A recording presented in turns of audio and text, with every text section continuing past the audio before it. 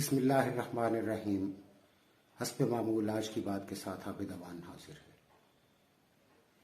ناظرین، حکومت بن گئی اور جو اہم ترین وزارت ہے اس پر جو براجمان ہوئے ہیں اورنگزیب صاحب، وفاقی وزیر برائے خزانہ۔ اورنگزیب صاحب کا سیاست سے اس سے پہلے کوئی لینا دینا نہیں تھا، ان کا نام نہیں کبھی سنا سیاست کے حوالے سے۔ آپ پاکستان کے ایک بہت بڑے بینک حبیب بینک کے سربراہ تھے۔ آپ کو یقیناً تجارت کا، کاروبار کا، بینکاری کا بہت وسیع تجربہ ہوگا۔ میں ایک بہت ہی مختصر سی بات کہنا چاہتا ہوں آج عوام کے لیے کہ ان سے کوئی زیادہ امید نہیں رکھیے گا کہ یہ کوئی ریلیف دیں گے آپ کو،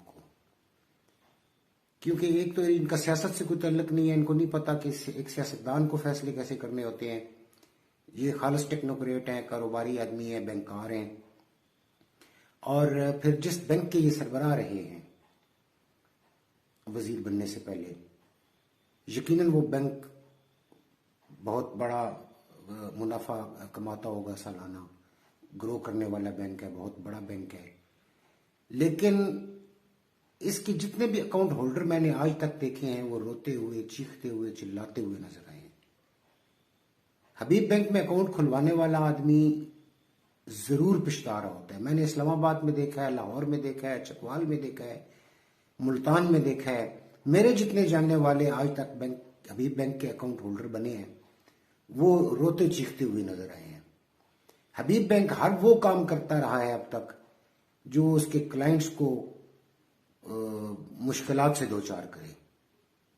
اے ٹی ایم کے حوالے سے دیکھیں تو حبیب بینک سب سے گندا نظام اے ٹی ایم کا رکھنے والا بینک ہے۔ عملہ ان کا انتہائی بد اخلاق ہوتا ہے، یعنی عوام کو ہر لحاظ سے مشکلات سے دوچار کرنے میں یہ بہت بڑا تجربہ رکھتا ہے۔ اور یقینی طور پہ بینک کا جو پالیسی ہے وہ ان کے سربراہ ہی بناتے ہیں، ان کا مین رول ہوتا ہے جو پالیسی میکرز ہوتے ہیں ان میں۔ تو ان کی تو عادت ہے کہ عوام کو ریلیف نہیں لینے دینا۔ اس لیے میں یہ آپ لوگوں کو متنبہ کرنا چاہتا ہوں کہ کسی قسم کی اچھائی کی امید نہیں رکھیے گا۔ یہ حبیب بینک کا سربراہ پاکستان کی معیشت کو بھی حبیب بینک کی طرح چلائے گا۔ اسٹیٹ بینک کو تو فائدہ ہوگا، حکومت کے پاس پیسہ اکٹھا ہوگا تو وہ کہاں سے ہوگا؟ مزید ٹیکسز لگیں گے اور عوام کی جیبیں خالی کروائی جائیں گی، اور یہ بالکل حبیب بینک کی طرح چلائیں گے۔ اور جس طرح حبیب بینک کے جو اکاؤنٹ ہولڈرز ہیں ان کو کوئی ریلیف نہیں ملتا، اسی طرح وفاق پاکستان جو ہے ان کے اگر مشوروں پہ چلے گی اور ان کی پالیسیوں پہ چلے گی، اور یقیناً چلے گی، ان کو وزیر بنایا جو گیا ہے، تو عوام کو کوئی ریلیف کی کوئی توقع قطعاً نہیں کی جا سکتی۔ کیونکہ ایک تو یہ بندہ سیاستدان نہیں ہے، سیاستدان ہوتا تو وہ کچھ مجبوریاں ہوتی ہیں سیاستدانوں کی، عوام کو خوش رکھنا پڑتا ہے ان کو توً و کرہن، اور ان کو سیاست کا بھی نہیں پتا، اور یہ صرف ایک کاروباری آدمی ہے تو انہوں نے عوام کی جیب سے پیسے نکالنے ہیں، اور اس کے لیے تیار رہیے۔ آج کی میری جو یہ گفتگو ہے وہ صرف آپ کو یہ وارن کرنے کے لیے ہے کہ اپنے آپ کو تیار کر لیجئے گا، ایک ایسا سیلاب آئے گا مہنگائی کا، اور اتنے ٹیکس لگنے والے ہیں کہ جو آپ کی کسر بچ گئی ہے تھوڑی بہت وہ بھی پوری ہونے کو ہے۔